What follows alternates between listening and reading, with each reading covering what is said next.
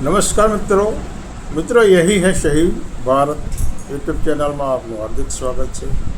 મિત્રો આજે આપણે ભારતની અંદર જુદી જુદી જિહાદો ચાલી રહી છે એના સંદર્ભમાં વાત કરી છે, પરંતુ કાનૂની સ્પષ્ટતા કરી લઈએ કે ભારતની અંદર ઘણા બધા પ્રવાહો, આંતરપ્રવાહો, બાહ્ય પ્રવાહો એવા ચાલતા હોય છે કે આમ જનતા, ગરીબો, શોષિતો વધુમાં વધુ ભ્રમિત થાય, વધુમાં વધુ ગેરમાર્ગે દોરાય। એટલે આવું ન બને માટે સામાજિક સભાનતા, કાનૂની સભાનતા માટે આ વિડીયો છે અને આ વિડીયોમાં રજૂ કરેલી તમામ હકીકતો તથ્યો આધારિત છે, રેકર્ડ આધારિત છે। એટલે વાત કરવી છે કે ભાઈ વધુ બાળકો પેદા કરો, આવી એક જેહાદ કેટલાક લોકો, કેટલાક જૂથ દ્વારા ચલાવવામાં આવે છે। અને એક ખાસ જૂથ એટલે ધીરેન્દ્ર શાસ્ત્રી એવું કહે છે 4 બાળકો પેદા કરો અને વળી પાછું એનું વિભાજન કરે છે। પણ ધીરેન્દ્ર શાસ્ત્રીએ પોતાના ભાઈ બહેન કેટલી અથવા તો એના પોતાના કેટલા બાળકો છે ને એની સ્પષ્ટતા ના કરી।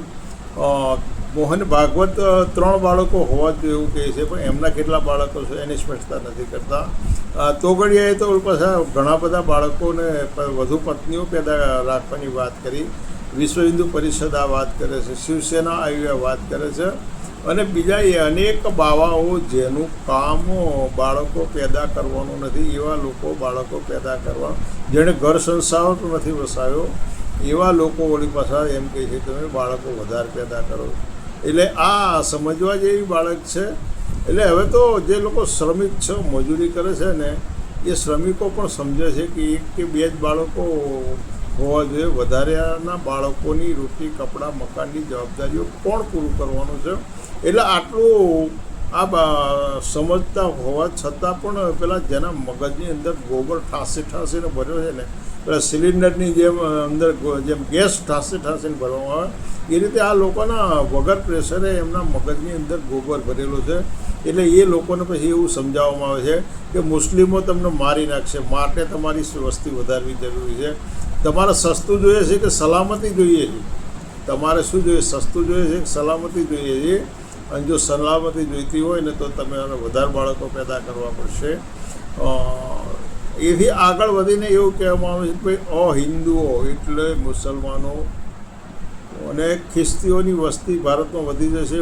2050 સુધીમાં ભારતમાં મુસલમાનોનું રાજ આવી જશે, માટે તમે વધારે બાળકો પેદા કરો। એટલે ભારતમાં આવું કહેનારી એક કરતાં વધારે ગેંગો કામ કરતી હોય છે। પણ અહીંયા પેલા 3 પત્તીવાળાની એક વાત યાદ આવે છે। ઘણા બધા રોડ ઉપર, જાહેર રોડ ઉપર, કાં તો ખૂણા કાંચરે 3 પત્તીની રમત રમનારી આ એક આખી ગેંગ હોય છે। પણ એ ગેંગના 1 કે 2 સભ્યો એ 3 પત્તીના જે કંઈ ટીકડા હોય આઘા પાછા કરી અને લોકોને ભ્રમિત કરી અને પછી રમવા માટે એમને પ્રેરિત કરતા હોય। પણ આજુબાજુ એમના જ બીજા 8-10 માણસો એવા હોય છે જે જોતા હોય છે ને એ જાતે રમતા હોય છે ને એના દાવ સાચા પડતા હોય, અને એના કારણે બીજા આજુબાજુ જે જોતા હોય ને એને પ્રેરિત કરે છે ને એને શરૂઆતમાં 1-2 વખત પૈસા મળે અને પછી એ લોકો એટલે 3 પત્તી વાળાની જે ગેંગ કામ કરતી હોય એવું જ ગામ કેટલાક લોકો કરી રહ્યા છે। એક બાજુ એમને ભ્રમિત કરવામાં આવે છે, વધુ બાળકો પેદા કરો, વધુ બાળકો પેદા કરો। શા માટે? પછી ડર બતાવવામાં આવે છે કે તમે વધુ બાળકો નહીં કરો તો મુસલમાનોનું રાજ આવી જશે, આમ થશે, તેમ થશે, તમે લઘુમતીમાં આવી જશો। પણ વધારે બાળકો શા માટે પેદા કરવાનું કહે છે? કારણ કે આ ભ્રમિત કરે છે। એમનો એજન્ડા એવો હોય છે કે અનુસૂચિત જાતિ એટલે ખાસ તો દલિતો અને મુસ્લિમોની સામે તમને ધરી દેવાના છે। એમનો બીજો એજન્ડા એવો છે કે મનુવાદના વાહકો એમને જોઈએ, મનુવાદના પાક્કા વાહકો જોઈએ છે। એમને એમના ચોક્કસ કમિટેડ મતદારો જોઈએ છે। એટલે આવા વધારે બાળકો પેદા કરેલા હોય તો એમના મતદારો એ જન્મતા પહેલાં જ કમિટેડ થયેલા હોય અને એમના ગોબર ભક્તોની સંખ્યા વધારે શું થાય? એમના ગોબર, અને એથી આગળ વધી એમના શાસનના અમરત્વ માટે આમણે વધારે બાળકો પેદા કરાવવા છે। પરંતુ એમના શિક્ષણની, એમના મકાનની, રોટી કપડાં મકાનની, એમના ધંધાની, એમના આરોગ્યની કોઈ પણ જવાબદારી અમારી નથી એવું એમણે ઇનડાયરેક્ટ જાહેર કરી દીધેલું છે। એમના સારા સ્વાસ્થ્યની, સારા શિક્ષણની, સારા આવાસની અને બીજી સુવિધાઓની કોઈ પણ ગેરંટી અમારી નથી એવું તો પહેલાંથી એમણે જાહેર કરી દીધું, કારણ કે એમણે ખાનગીકરણ, શિક્ષણનું ખાનગીકરણ કરીને શિક્ષણ મોંઘું કરી દીધું છે, આરોગ્ય સેવાઓ મોંઘી કરી દીધી છે. એટલે ભાઈ આ બધું અમે તમને નહીં પૂરું પાડી શકે એવું ઇનડાયરેક્ટ એમણે દરેક વસ્તુ કહી દીધું છે. જમીનોના ભાવ આસમાને પહોંચ્યા, મોંઘવારી આસમાને. એટલે એક શ્રમિક સારું વ્યવસ્થિત એક રૂમ રસોડાનું મકાન બનાવી શકે એવી આર્થિક કેપેસિટીમાં નથી રહેવા દીધો. કેવું છે એને એવી આર્થિક કેપેસિટીમાં નથી રહ્યો. એટલે એક બાજુ વધુ બાળકો પેદા કરો, વધુ બાળકો, આ તો કાંઈ રોબોટમાંથી બાળકો પેદા થાય છે. આ બાળકો જે પેદા કરવાના છે ને, જે લોકો બાળકો વધારે પેદા કરવાની સલાહ આપે છે એમણે એમના પરિવારમાંથી આ શરૂઆત ના કરવી જોઈએ. એમના જ પરિવારની જે મહિલાઓ હોય, અને એ તો શ્રમ કાર્ય સાથે જોડાયેલા નથી, એમની પાસે વધુ સમયગાળો હોય છે, એમની શારીરિક ફળદ્રુપતા પણ સારી હોય છે, તો એમણે આ જવાબદારી કેમ ના ઉપાડી લેવી છે? આ તમને વિચારવા જેવું નથી લાગતું કે જે મહિલા શ્રમ કાર્ય સાથે જોડાયેલી હોય, કારખાનામાં નોકરી કરતી હોય, ખેતરમાં મજૂરી કરતી હોય, રોડ રસ્તાઓના કામમાં રોકેલી હોય, બિલ્ડિંગોના કામમાં, તો એવી જ મહિલા જે સગર્ભા હોય તો એ કામમાં પૂરું ધ્યાન ના આપી શકે અથવા એને રજા મૂકવી હોય. પણ એ સિવાય જે લોકો એસો આરામ કરે છે, જે લોકોની પાસે સારી સંપત્તિ છે, સારો આરોગ્ય છે અને સારી સુખ સુવિધા છે, એમણે વધારે બાળકો કેમ પેદા ના કરવા જોઈએ? કારણ કે એમની પાસે તો સમયની અનુકૂળતા છે, બીજી અનુકૂળતા છે. પરંતુ ના, તમે વધારે બાળકો પેદા કરો, તમારા બાળકોની સલામતીની જવાબદારી પણ આ રાજ્ય સરકાર અને કેન્દ્ર સરકાર નથી શકી. આપણે છેક 2008થી 2011 સુધીની વાત કરીએ તો એ વખતે જે બાળકો સાથે સાથે બીજી એક સ્પષ્ટતા કરી લઈએ કે ભારત હવે વિશ્વગુરુ બનવાની તૈયારીમાં છે. ભારત અત્યારે બાળકો ગુમ થવામાં બીજા નંબરે છે વિશ્વમાં. ભારત વિશ્વગુરુ થવાની તૈયારી છે. અને આ એક જ મુદ્દામાં કે વિશ્વમાં બાળકો ગુમ થવામાં ભારતનો પ્રથમ નંબર છે. અમેરિકાનો ભારતનો બીજો નંબર, અમેરિકા પ્રથમ નંબરે. પણ અમેરિકા પ્રથમ નંબરે હોવા પાછળના અનેક કારણો છે. અનેક મા બાપો બાળકોની જવાબદારી લેવાના વગર, અનેક મા બાપોની અંદર કાનૂની વાદ વિવાદ ચાલતા હોય ને એના કારણે એ લોકો બાળકોને તરફ છોડી દે. આવા બીજા અનેક કારણો છે અને એના કારણે અમેરિકાની અંદર ગુમ થતા બાળકોની સંખ્યા વધારે, એટલે વિશ્વમાં સૌથી ટોપ ઉપર છે. તો ભારત તો બીજા નંબરે છે. એટલે આ બાબતમાં તો વહેલામાં વહેલો વિશ્વગુરુ બની જશે. પરંતુ 2008થી 2011ના જે આંકડાઓ છે અને એમાં જે ગુમ થવાની સંખ્યા છે, તો 2008માં 369 બાળકો ગુમ થયા હતા, 2009માં 485, 2010માં 704 અને 2011માં 1584 બાળકો ગુમ થયા હતા. આ 2008થી આપણે વાત કરીએ છીએ. 2008થી વાત શા માટે કરીએ છીએ? કારણ કે એ અગાઉના પણ આંકડાઓ જે છે 2004 અને 2005માં લાપતા જે છોકરીઓ હતી એનો ગુમ થવાની ટકાવારી 11% હતી. 2004-05માં દીકરીઓની ગુમ થવાની ટકાવારી 11% હતી અને 2008-09ની અંદર છે ને આ ટકાવારી વધી અને 67% થઈ. કેટલી થઈ ગઈ? એટલે આ વિચારવા જેવી બાબત છે. 11 મે 2012નો રોજનો એક અહેવાલ છે અને એ અહેવાલમાં એવું લખવામાં આવ્યું છે કે ભાઈ નેતાનું કૂતરું પણ જો ખોવાય તો પોલીસ એને 12 કલાકમાં હાજર કરી દેતું હોય છે. પરંતુ ગરીબોના, શોષિતોના બાળકો આ રીતે ગુમ થતા હોય ને એના માટે એ વખતે એક જન આંદોલન થયું હતું મે 2012માં અમદાવાદમાં. અને એની અંદર આ પ્રકારનું સ્લોગન હતું કે નેતાનું કૂતરું ખોવાય તો 12 કલાકની અંદર એને પોલીસ હાજર કરી દેતી. તો આ ગરીબોના બાળકો ખોવાય તો એના માટે શું? 2013ની અંદર 2215 વ્યક્તિ ગુમ થયાના અહેવાલ ગુજરાત ટુડેએ આપ્યા હતા. 12 એપ્રિલ 2013નું દિવ્ય ભાસ્કરના અહેવાલ અનુસાર ગુજરાતમાં રોજ 8 બાળકો ગુમ થાય છે. 12 એપ્રિલ 2013ના દિવ્ય ભાસ્કરના અહેવાલ મુજબ ગુજરાતમાં રોજ 8 બાળકો તહેવાર થાય છે.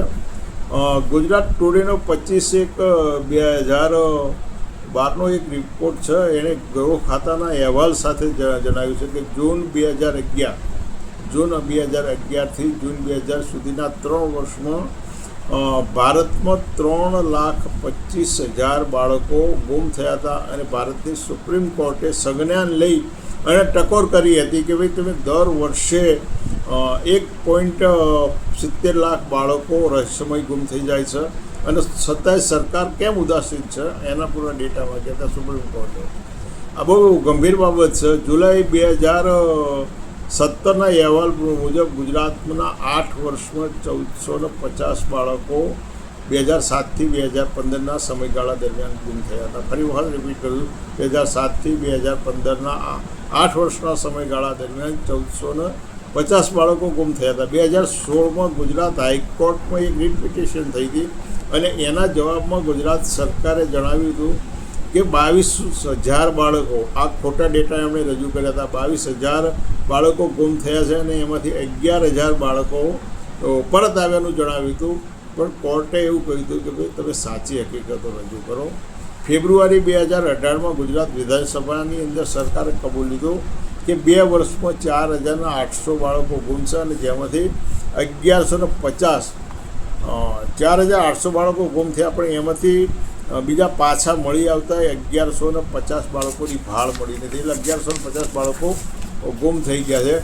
માર્ચ 2022માં ગુજરાત વિધાનસભામાં સરકારે જણાવ્યું હતું કે છેલ્લા 3 વર્ષમાં 10,092 બાળકો ગુમ થયા, એમાંથી 9,085 બાળકો પરત આવ્યા અને 1,007 બાળકોની માહિતી આજ સુધી નથી મળી.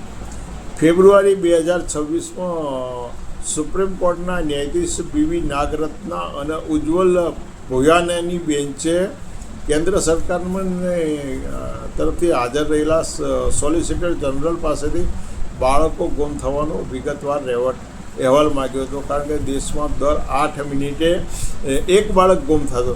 તો શા માટે રાજ્ય સરકારોને હાઈકોર્ટ અને સુપ્રીમ કોર્ટે વારંવાર ટકોર કરવી જોઈએ? શા માટે રાજ્ય સરકારોને સુપ્રીમ કોર્ટ અને હાઈકોર્ટે વારંવાર ટકોર કર્યું? કારણ કે રાજ્ય સરકારો અને કેન્દ્ર સરકારો પોતાની ફરજ નિભાવવામાં ઉણાવતા, એ લોકો પોતાની ફરજ નિભાવતા નથી અને જે લોકો વધારે પેદા કરવાની સલાહ આપે, જે લોકો બાળકો વધારે પેદા કરવાની સલાહ, એ જ લોકો સત્તામાં બેઠેલા છે. તમે જુઓ કઈ રીતે કામ ચાલે છે. હવે આ બાળકો જાય છે ક્યાં? સવાલ એ થાય તો આ બધા બાળકો કંઈ હવામાં ઓગળી તો નહીં જતો? તો બાળકો વેચવાની એક આખી સિન્ડિકેટ બહુ વ્યવસ્થિત રીતે ભારતની અંદર કામ કરે છે. બાળકો વેચવાની એક આખી સિન્ડિકેટ કામ કરે છે. એટલે આ બાળકોના જે વેચવાનો ધંધો ચાલે છે એની પાછળના જુદા જુદા હેતુ હોય છે. એટલે પહેલાં તો આને બાળકોનું અપહરણ કરવામાં આવે, એટલે બાળકને હોસ્પિટલમાંથી ઉપાડી લેવામાં આવે, રસ્તામાંથી ઉપાડી લેવામાં, મજૂર કક્ષાના લોકો રોડ રસ્તાની આજુબાજુ સૂતા હોય ત્યાંથી સૂતેલું બાળક હોય પકડાઈ લેવામાં આવે. પછી આ બાળકો, કેટલાક બાળકો ગરીબ મા બાપ પાસેથી, એટલા બધા ગરીબ હોય ને તો એની પાસે પૈસા આપીને ખરીદી લેવામાં આવે છે. કેટલાક બાળકો અપહરણ કરે. આ રીતે આ બધા બાળકો ગુમ થાય છે. ફરી વખત રિપીટ કરીએ કે બાળકોને રસ્તામાંથી ઉઠાવી લેવામાં આવે, હોસ્પિટલોમાંથી ઉપાડી લેવામાં આવે છે, બીજી રીતે બાળકોનું અપહરણ કરવામાં આવે છે. પછી ખરી નાદાનિયત, ખરી શૈતાનિયત અહીંથી શરૂ થાય છે. ગરીબ મા બાપોના બાળકોનો તો રૂપિયા આપીને ખરીદી લેવામાં આવે છે. પરંતુ આ રીતે ભારતની અંદર એક બહુ મોટી સિન્ડિકેટ કામ કરે છે અને આ સિન્ડિકેટ કામ કર્યા પછી શું થાય છે? ખૂબ ખતરનાક, અતિશય ખરાબમાં ખરાબ ધંધાની શરૂઆત અહીંથી થાય છે. આ લોકો આ કૃત્ય કર્યા પછી કેટલાક બાળકોનો ભીખ મગાવવા માટેનો ધંધો કરતા. બાળકોનો ગુજરાતનું બાળક હોય, અમદાવાદનું હોય, એને તામિલનાડુમાં મોકલી દેવા, તામિલનાડુનું બાળકને અમદાવાદના અને એ વળી પાછા કંઈક નાના નાના ટાઉનમાં મોકલી દેવામાં. તો એ બાળકોને ક્યાંથી? એના મા બાપ વર્ષનું બાળક હોય, 2 વર્ષનું બાળક હોય, અને એ બાળક 5 વર્ષનું થાય પછી તમે ના ઓળખી શકો, 10 વર્ષનું થાય તો, અને એ બાળકો પાસે બળજબરીથી મારીને ત્રાસ ગુજારીને એમને ભીખ મગાવવામાં આવતી છે. આ બાળકને 1 દિવસ, 2 દિવસ, 15 દિવસ, 25 દિવસ આ કૃત્ય કરાયા પછી એ પણ એ રોજિંદી ઘરડમાં ઘડાઈ જતા હોય છે. કેટલીક નાની બાળકીઓ એ પુખ્ત થવાની ઉંમર સુધી રાહ જોતી હોય અને પછી એના દેહ વેપારના ધંધાના, અને ભારતની અંદર જે દેહ વેપારના ધંધા ચાલે એમાં સ્વેચ્છાએ આવેલી મહિલાઓ ખૂબ ઓછી છે. પરંતુ આ રીતે અપહરણ કરી, ઉપાડી લાવીને કાં તો બીજી રીતે ખરીદીને લાવેલી મહિલાઓની સંખ્યા વધારે છે. પરંતુ એક વખત એ આ ધંધામાં ફસાઈ ગઈ છે, એને એના દેહના અનેકવાર સોદા થઈ ગયા છે. પછી એણે એના પોતાના સમાજમાં, પોતાના પરિવારમાં પાછું વળવું એના માટે શક્ય નથી હોતું. એટલે પછી એણે મજબૂરીવશ એ ધંધાનો સહજ સ્વીકાર લેવો પડે. કેટલાક નાના બાળકોનો બાળ મજૂરી માટે કાર્યરત કરવામાં, એમની પાસે મજૂરી કરવામાં આવતી છે. મજૂરી કરી અને એને થોડું ઘણું ખાવાનું આપવામાં આવે અને એની પાસેથી જે કંઈ વળતર મળતું હોય એ પછી આ ગેંગ લઈ લીધી હોય. કેટલાક લોકો બાળકોનો ડ્રગ્સની હેરેફેરી, બાળકોને તો ખબર જ ના હોય, બાળકને એમ કહેવાય આ બિસ્કિટનું પાર્લેનું પાકેટ છે અને તારે ફલાણા સિટીમાં જવાનું છે, ત્યાં તું જઈને આવજે, તો આટલું એને ભાડું આપવામાં આવે, એને ખર્ચો આપવામાં આવે, એને નાસ્તો, એટલે બાળક તૈયાર થાય. એટલે આવા અનેકવિધ ગુનાઓ ખાતર બાળકોની મોટા પાયા ઉપર હેરાફેરી થાય છે. એક બાજુ આ એક સિન્ડિકેટ એમ કહે છે કે વધારે બાળકો પેદા કરો. આ સિન્ડિકેટ એમ કહે છે કે વધારે બાળકો પેદા કરો. બાળકો તમારી પાસે પેદા કરવા છે, પછી વધારે બાળકો પેદા થયા પછી એમની આર્થિક, સામાજિક, શૈક્ષણિક જવાબદારી કોની? તો એ જવાબદારી અમે સ્વીકારવી નથી. એટલે ગરીબો, શોષિતો અને ગોબર ભક્તોનો ગુમરાહ કરી અને એમની પાસે વધારે બાળકો પેદા કરાવવા માટેના દાવા કરવા છે, એમને પ્રોત્સાહિત કરવા છે. પણ એમણે પોતે નથી આવા બાળકો પેદા કરવા, અથવા તો એમના પરિવારોની અંદર વધારે શક્યતાઓ હોવા છતાં ત્યાં આગળ આ પ્રક્રિયા નથી કરાવી. અને જે લોકો ગરીબ છે, શોષિત છે, શ્રમજીવી છે, જે લોકોનું પાસે અક્ષર જ્ઞાન ઓછું છે, એવા લોકો પાસે આવા ધંધા કરાવે છે. એટલે આ એક બહુ બે પ્રકારનું ષડયંત્ર છે.